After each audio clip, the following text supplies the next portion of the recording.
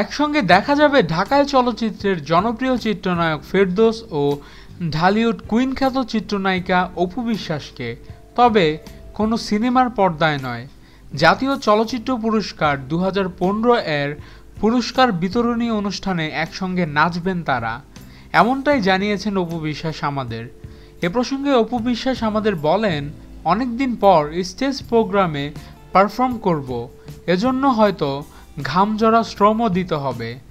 ফেরদৌস ভাইয়ের সঙ্গে আমার কাজের অভিজ্ঞতা আছে, আশা করছি অনেকদিন পর দর্শক আমাকে স্টেজে পারফর্মে ভালোভাবে নেবেন।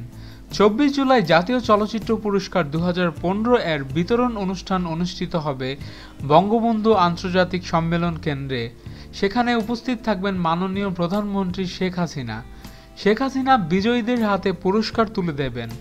গত 16 মে তথ্য মন্ত্রণালয়ের চলচ্চিত্র অধিশাখা থেকে এ পুরস্কার দেওয়ার বিষয়ে প্রজ্ঞাপন জারি হয়।